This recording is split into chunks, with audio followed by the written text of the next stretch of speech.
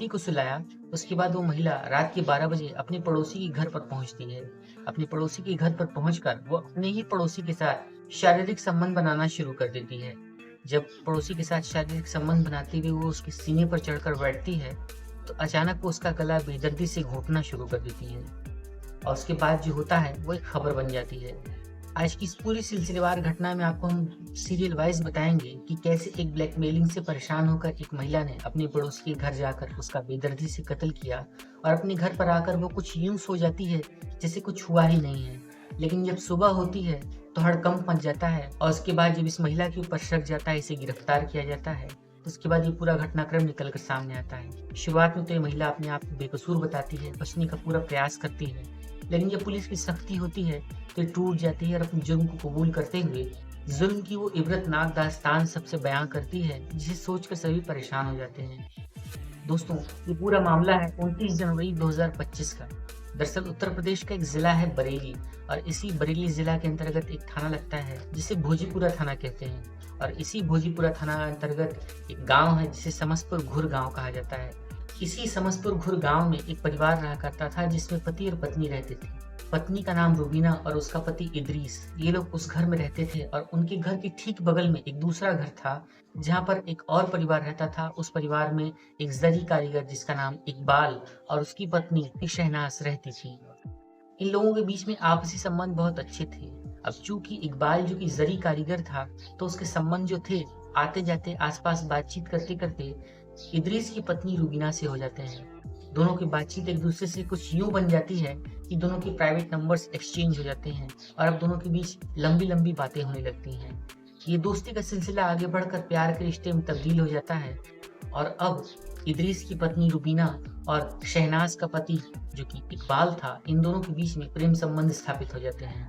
अब आए दिन इकबाल रुबीना के साथ शारीरिक संबंध बनाया करता था, जिस चीज को रुबीना कई बार मना करती थी और कई बार वो तंग आ चुकी थी, लेकिन फिर भी वो इकबाल बराबर उसके साथ शारीरिक संबंध बनाने की जिद करता था और उसके साथ जबरदस्ती संबंध बनाया करता था।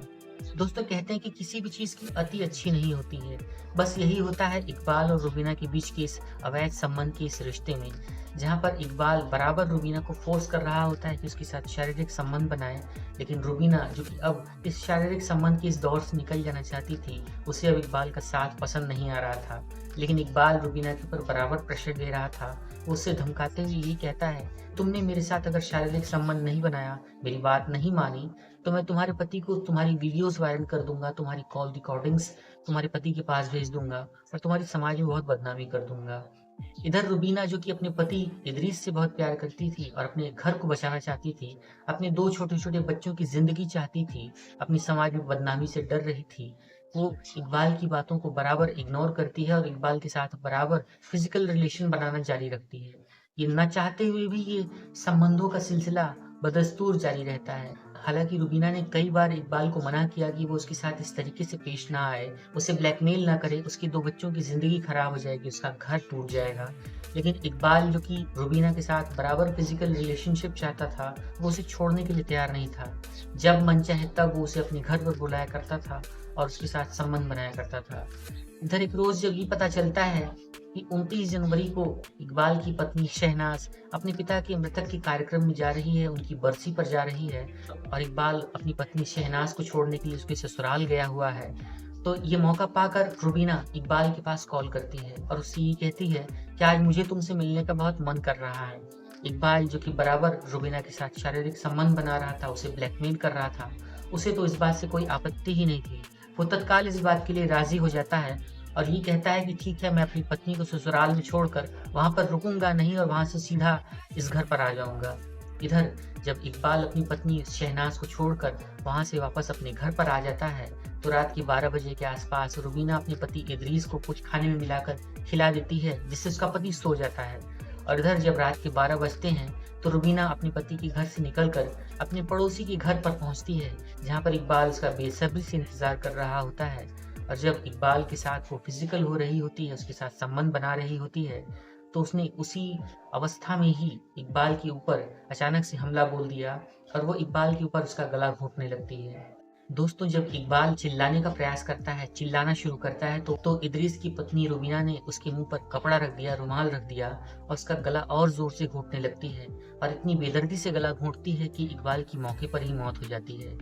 और इसके बाद रुबीना इकबाल के शव को घसीटते हुए सीढ़ियों तक लेकर आती है और उसे वहीं सीढ़ियों पर छोड़कर वहां से फरार हो जाती है और चुपचाप आकर अपने घर पर कुछ यूं सो जाती है जैसे कहीं कुछ हुआ ही ना हो।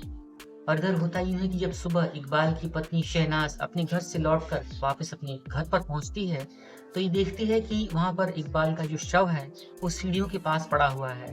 जब इकबाल का शव इस तरीके से पड़ा हुआ मिलता है तो शहनाज चीखती है, चिल्लाती है, शोर मचाती है और उसके बाद पुलिस को भी फोन किया जाता है। शुरुआती तफ्तीश में तो देखकर यही लग रहा था कि इकबाल की जो मौत है वो सीढ़ियों से गिरने के कारण हुई है और उसकी मौत की वजह जो है वो हार्ट अटैक है। लेकिन इसके बाद भी जरूरी कार्यवाही करते हुए पुलिस ने शव को पोस्टमार्टम के लिए भेज दिया। पुलिस भी शुरुआत में इसे एक हार्ट अटैक का ही मामला समझ रही थी, लेकिन जब पोस्टमार्टम में शव की ऑटोप्सी निकलकर सामने आती है तो ये पता चलता है कि जो इकबाल का जो शव है उसका दम घुटा गया है, उसका गला घुटने के कारण उसकी मौत हुई है। तभी जो पूरा मामला जो कि एक एक्सीडेंटल डेथ की तरफ जा रहा था वो पलटकर अचानक से एक मर्डर की तरफ चला जाता है। इसके बाद तत्काल इकबाल की पत्नी शहनाज ने अपने ही पड़ोसी यानी इदरीस और उसकी पत्नी रुबीना के खिलाफ एक मर्डर का चार्ज लगाते हुए एक एफआईआर दर्ज कराया और इस बारे में बरेली के जो एसपी थे उन्होंने पुलिस को सख्त डांट लगाते हुए इस बारे में पूरा खुलासा करने का जल्द से जल्द आदेश जारी किया। तत्काल पुलिस हरकत में आती है और शहनाज के एफआईआर के बिना पर पुलिस ने तत्काल दबिश देते हुए इदरीश के घर पर छापा मारा, जहां पर इदरीश तो फरार था लेकिन उसकी पत्नी रुबीना गिरफ्तार हो जाती है। इसके बाद जब पूछताछ होती है, पूछताछ में पता चलता है कि दरअसल जो इकबाल था वो 35 वर्षीय रुबीना के ऊपर बराबर संबंध बनाने का दबाव दिया करता था, जबरदस्ती उसके साथ फिजिकल होता था और वो उसके साथ इस तरीके से पेश आ रहा था जैसे कोई दुश्मन के साथ पेश आता हो। उसने बराबर ब्लैकमेलिंग से तंग आकर, उसके बराबर शारीरिक संबंधों के इस जुल्म से तंग आकर उसने ये तय कर लिया था कि अब या तो इकबाल जिंदा रहेगा या फिर वो उसी घर में जाकर आत्महत्या कर लेगी। ऐसा मन में तय करके वो 29 जनवरी की रात को चुपचाप 12 बजे अपने घर से निकलती है और इकबाल के घर पर पहुंचती है। वहां पर जाकर वो इकबाल के साथ शारीरिक संबंध बनाना शुरू करती है और अचानक से वो पलटकर इकबाल का गला घोंटना शुरू कर देती है। दोस्तों, जुल्म की इंतहा तो तब हो गई थी जब इकबाल ने रुबीना के ऊपर इस तरीके से प्रेशर बनाना शुरू कर दिया था कि रुबीना ने ये तय कर लिया था कि अब या तो इकबाल ही जिंदा रहेगा या फिर वो ही आत्महत्या कर लेगी। इकबाल उसे तरह तरह से ब्लैकमेल कर रहा था, उसके 2 बच्चों की जिंदगी खराब करने की धमकी दे रहा था। इकबाल उसके साथ बराबर फिजिकल हो रहा था, उसके साथ अप्राकृतिक और प्राकृतिक रूप से संबंध बना रहा था। इस प्रकार से कई सारी बातें जो थी वो रुबीना ने पुलिस के सामने अपने जुर्म को कबूल करते हुए बयां की हैं। और इधर जब पुलिस ने इस तरीके से पूरा मामले का खुलासा किया तो रुबीना को गिरफ्तार करके जेल भेज दिया जाता है और वहीं इस मामले में जो सह आरोपी है इदरीस, उसे भी गिरफ्तार करने के लिए पुलिस दबिश दे रही है। इस पूरी वीडियो को बनाते समय तक इदरीस अभी तक गिरफ्तार नहीं हो सका है।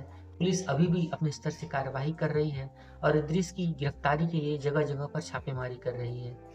दोस्तों, इस पूरी सच्ची घटनाक्रम को सुनाने का उद्देश्य न किसी का दिल दुखाना है, न किसी को परेशान करना है। दरअसल इस तरीके की सनसनीखेज वारदात को बताकर आपको जागरूक करना है। तो दोस्तों, आपकी नज़र में ये जो घटना घटी है, ये जो ताज़ा मामला 29 जनवरी को निकल कर सामने आया है, इसके संबंध में आप क्या कहना चाहते हैं? क्या रुबीना ने अपने स्तर से जो किया वो सही किया या फिर उसे कानून की मदद लेनी चाहिए थी, पुलिस के पास जाना चाहिए था और इस मामले में आगे ही कार्रवाई करनी चाहिए थी? कमेंट करके अपनी राय, अपने विचार इस मुद्दे पर ज़रूर रखें।